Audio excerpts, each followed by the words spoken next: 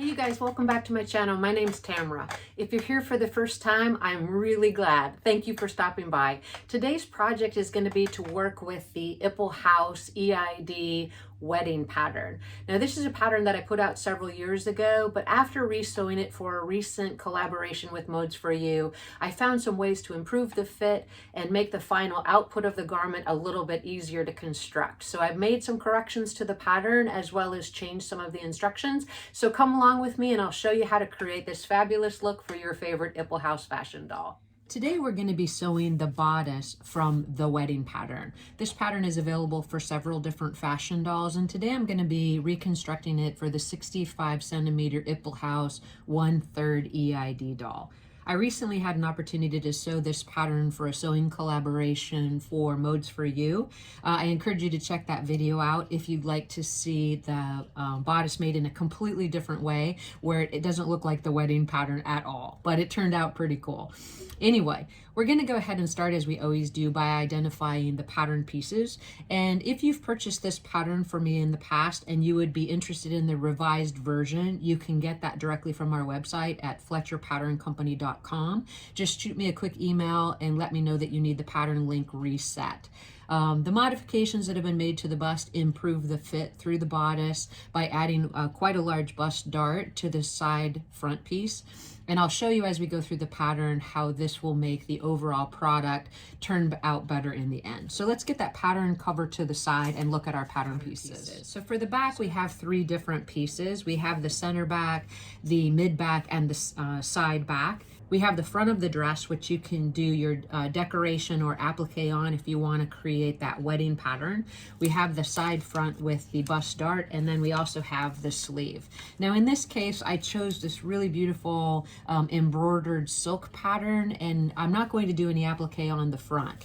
If you did want to use this center for the actual Claire wedding design, you would take the front section here and decide if you wanted to add lace or if you wanted to do some embroidery, and you can do that before or after you create the bodice. But if you're concerned about how that decorating is going to go, I would suggest you work with this front centerpiece prior to sewing the whole garment together.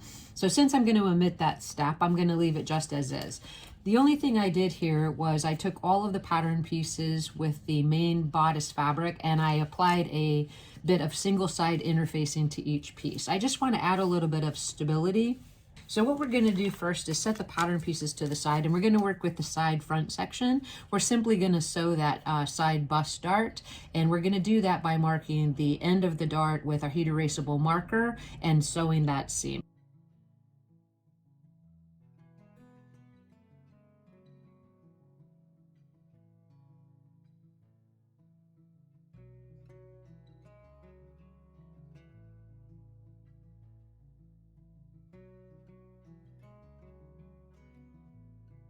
We have both side busts darts already sewn, so that's perfect. Before I take it over to the ironing board though, I'm going to do a few more steps so that I can save a little bit of time. So now that we have those two pieces, we're going to look back to that center front section. The way that I created the pattern in the past had 3 layers at the front, but I've decided to take one of the steps out and make it a little bit easier. So with this center front panel, I would suggest you do some clipping in towards these curved edges before you actually sew the side bust sections to the front. When I put a bodice together, I usually start at the waist edge and work my way up. But in this case, because this has a tab at the bottom where it's going to go over the skirt, I'm going to actually leave this section unsewn. So I will actually be sewing the side bust section starting from the actual top of the garment rather than the bottom. Now, I don't use a lot of pins when I sew, but I do recommend that you do if that makes it really comfortable for you. So let's quickly take some curves into the side bust section as well. Make sure that they're less than 1/4 of an inch since that is your seam allowance, and just make it easier to get around those edges. So now that we have that completed, what we're going to do is just place it right sides together to the front and sew.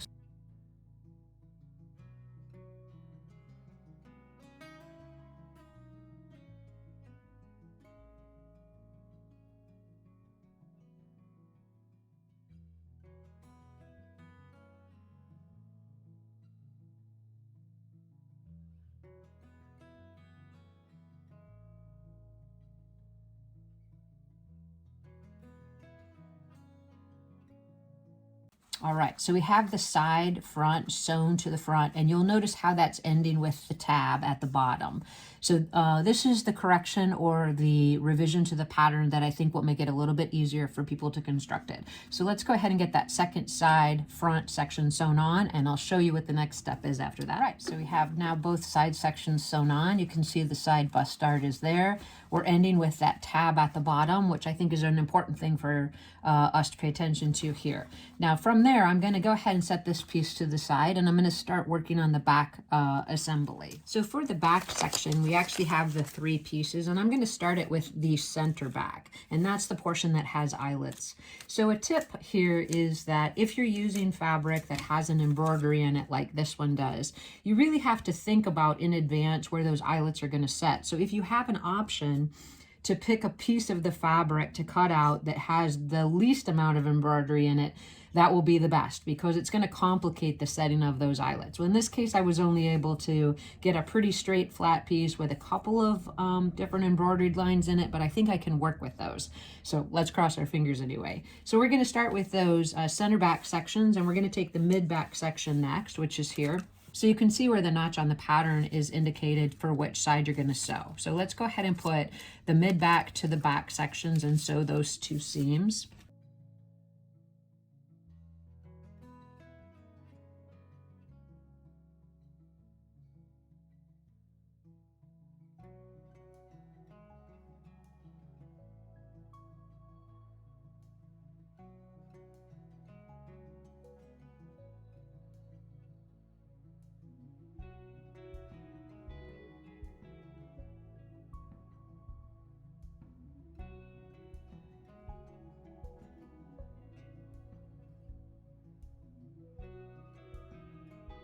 Now that we have both midsection sewn to the back section, the next step is going to be to sew the side back to the mid back.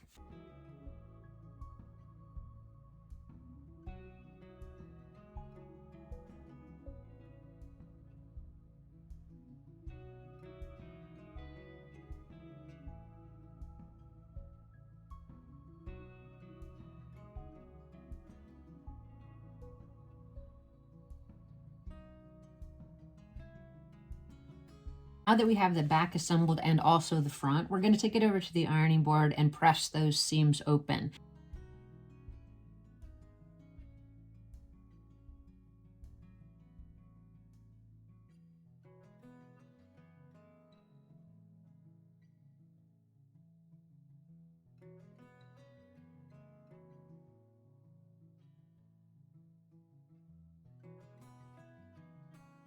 So this is our front and back sections as they're prepared so far. So what we're going to do now is we're just going to sew the front and back together at the side seam.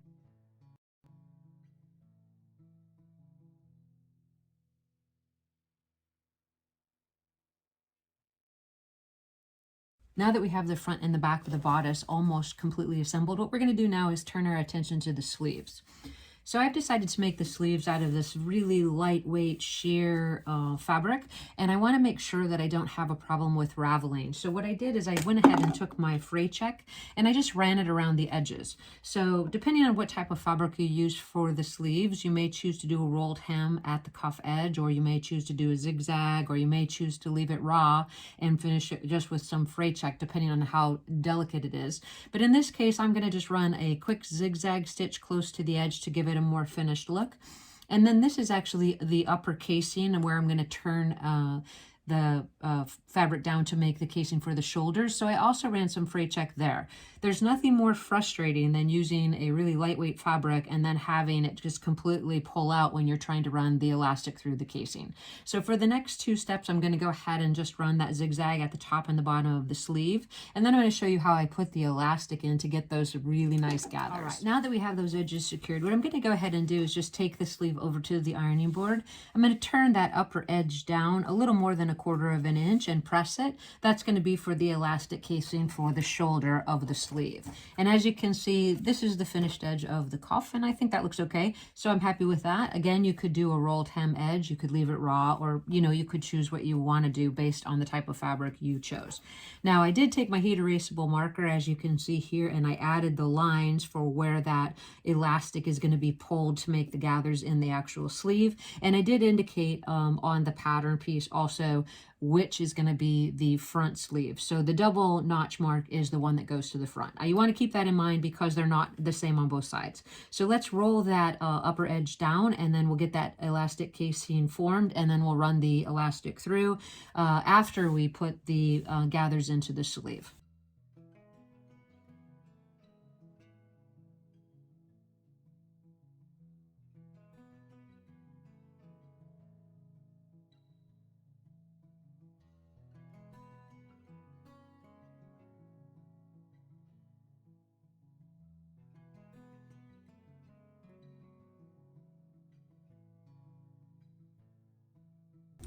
All right, well, both the elastic casings are finished, and I think they look like they're going to be fine. So what I want to do before I actually put the elastic in there is go ahead and gather these sleeves.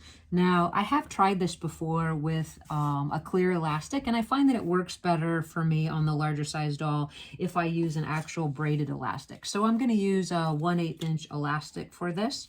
I'm going to place it at one side of the beginning of the gather, and I'm going to run a few stitches before I actually start to pull. Once I do start to pull, the feed dogs of the sewing machine are going to pull the fabric through, and I'm going to be pulling the elastic away from the sewing machine needle so that I get that nice bounce back on the actual ruffle of the sleeve.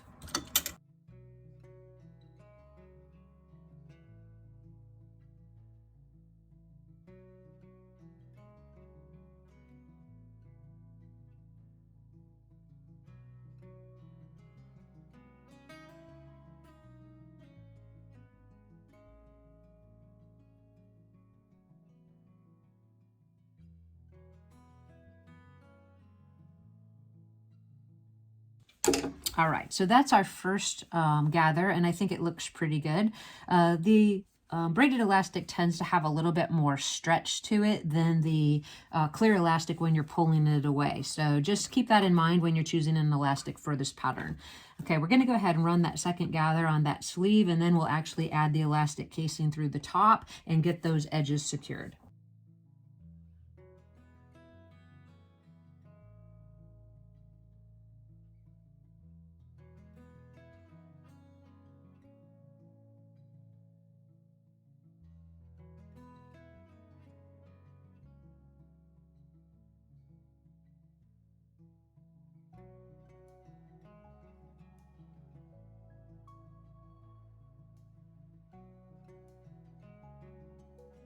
So we have both of our gathers in place. We're going to trim those extra threads right there, and we're going to go ahead, and what I like to do is I like to take a bobby pin to run the elastic through the sleeve.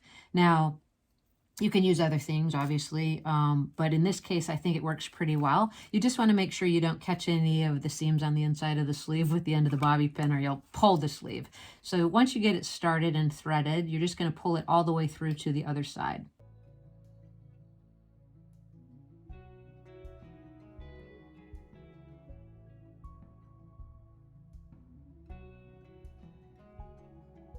All right, so there we have it. Now, you want to be aware of how much gather you want to have at the shoulder edge. So on the Ippelhaus EID, for example, you probably want about 1.5 inches. You can always measure it against the doll's shoulder to make sure that you're going from shoulder to shoulder, from front to back. All right, now that we have our sleeves prepared, we have the elastic set in, and we also have the casing and the shoulder elastic set in and secure. What we're going to do is place the sleeve right sides together, and we're just going to sew that underarm seam and reinforce it both at the top and the bottom.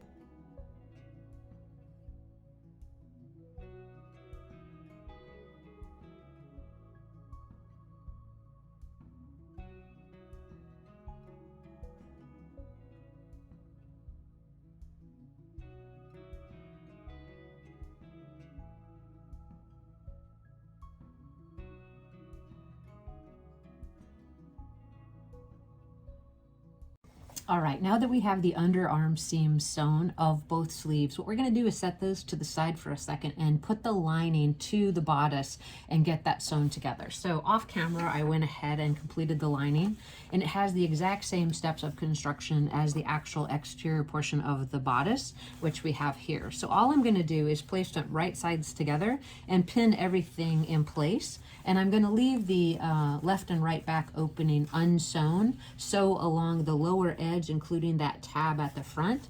Sew along the upper edge, excluding the armhole openings. And then I'm going to turn the bodice right side out. So let's do that step now, pinning it together and then getting it sewn together.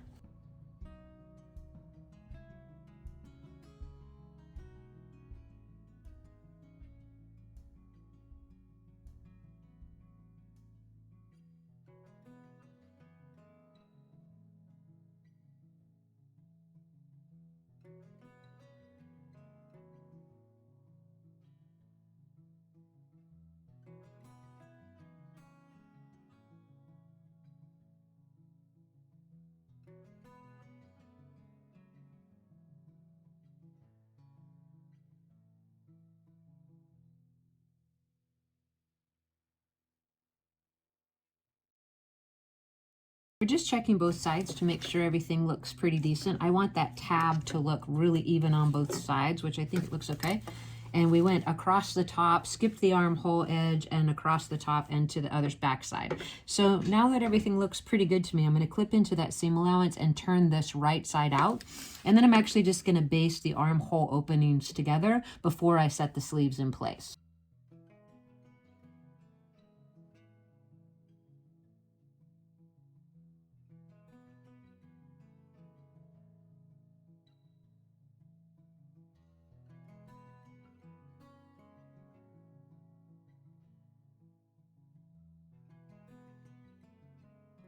Well, we have the bodice turned right side out, which is great. And now what we need to do, you'll notice that we have the left and right back opening are still open. That's where we're going to put in our eyelets.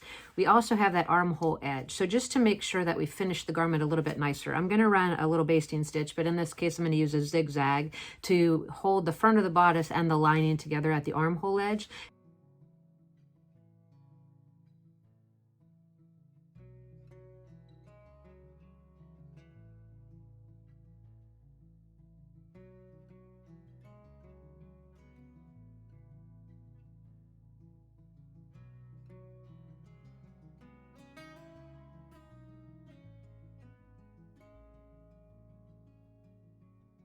Now that we have that basted together at the armhole edge, we're just going to take our sleeve and look at it. Where we have the two heat erasable markers, we'll remember that goes to the front. So what we're going to do is put it on the side where that will be the front and then just pin it in place. So you're going to match the side seam of the bodice to the underarm seam of the sleeve. And as you can see, it's going to fit well there. I'm going to pin that in place and sew both sleeves in place.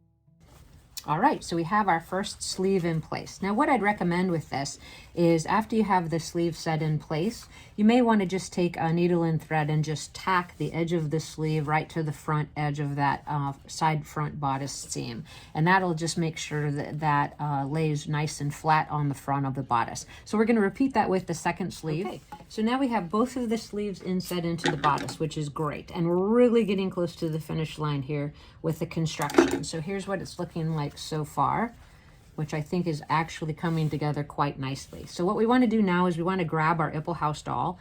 And earlier today, I already whipped up a skirt for this pattern, just the underskirt, to make sure that we tried the bodice on with the eyelets with a skirt under it, because You do want to always take that into consideration when you're putting an outfit together, how the underpiece or the skirt is going to fit under an actual bustier before you apply the eyelets.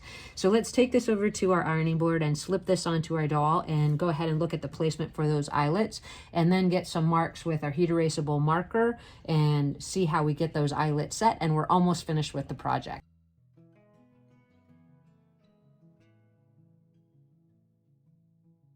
All right, so we've put the bodice onto the Ipple House 1/3 EID doll, and this is how the front is turning out, which I think actually looks pretty great. I added this dart, which wasn't previously on the pattern, and that has really made the fit through her bust a lot better. So this is the back of the actual bodice, and I did already fold it under 1/4 of an inch on each side. So what I'm looking for is that it lines up right in the very center of her back, with that 1/4 inch turn under at each side. So I want to pull it kind of snugly, and I want to make sure that at the bottom where the skirt is, that it's closing as well as at the top of her back. And I think that actually looks pretty decent. I might let the fold out just a hair because it feels a little bit snug. I'm going to mark the placement for the eyelets, and in this case you can use about 9 on each side. Remember, I said at the beginning, if you use a fabric that has an embroidered pattern in it, you just have to be careful when you're setting eyelets that you have enough room to place those eyelets without being complicated by those embroidery threads within the weave of the pattern. So just be careful of that.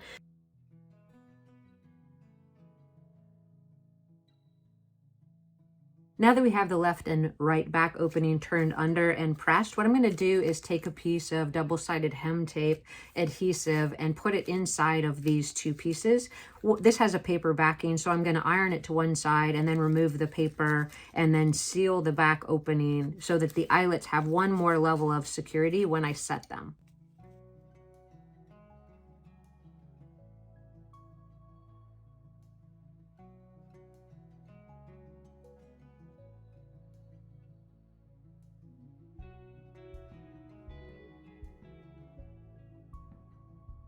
So we have both back sections completely sealed, and we know that it's going to fit to the doll, so that's really good.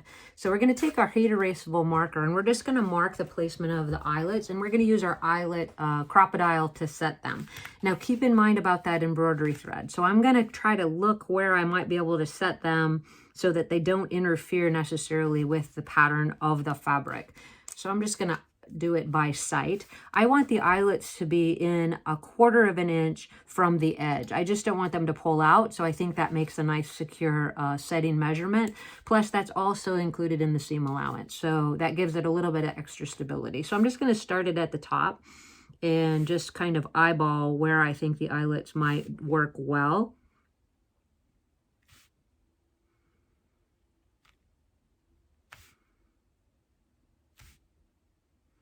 And based on the pattern in this fabric, I think I'm going to go ahead and just use 7 eyelets on the back instead of 9, just to avoid those embroidery threads. All right, now that I have my placement of the eyelet set with that heat erasable marker, I'm just going to grab my crocodile and adjust its guide to 1/4 inch, and then I'm going to actually punch the holes into the fabric.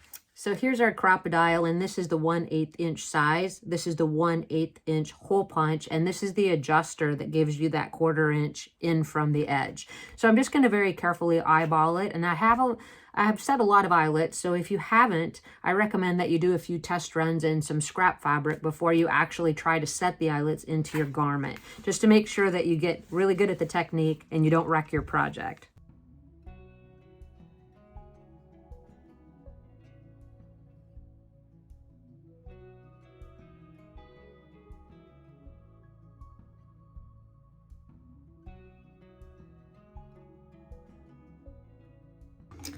Now that I have the holes punched, what I'm going to do is just grab a pair of real small scissors and just clip off the hole.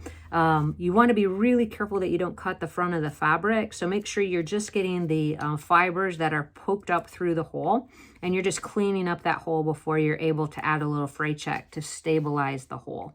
Okay, now we're going to run our iron over just to get rid of the heat erasable marker holes that we left where we placed the eyelets, and then we're going to take our fray check and just use a very sparing amount around the holes, both on the front and the back of the bodice.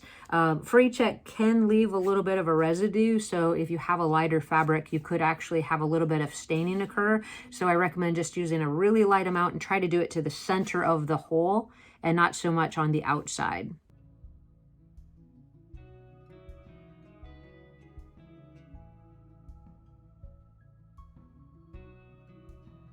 You're going to go ahead and set that to the side and let those holes dry a little bit before you actually place the eyelets into them.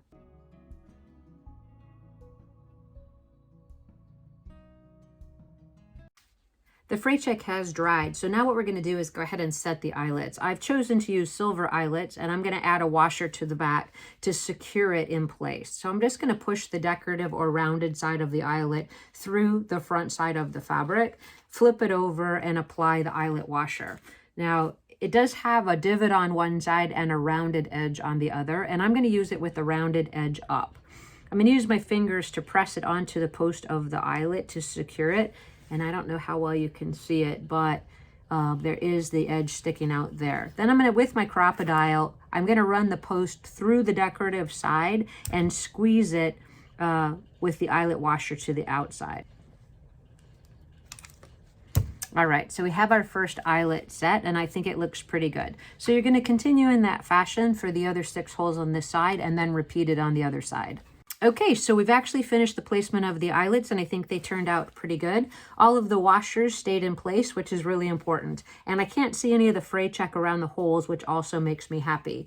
This was a little bit more challenging with this embroidered fabric, but I think I was able to do an okay job at the back without having any of those eyelets specifically hid into those threads. So that was really super lucky. What I'm going to do now is get our doll back out, and I'm going to lace this up with some satin ribbon, get some hair on the doll, and get a few pictures of our final project. But overall, so that's it. We made it to the end of our project for today. Again, I'll say that this is a revision to the Ipple House EID wedding pattern. The revisions will be available to download through our website. If you need me to reset the link for you, please send me a note at info@fletcherpatterncompany.com. As always, I thank you guys for your time. If you have any questions about the construction of this garment, please leave that in the comment section below, and I'll see you in the next video.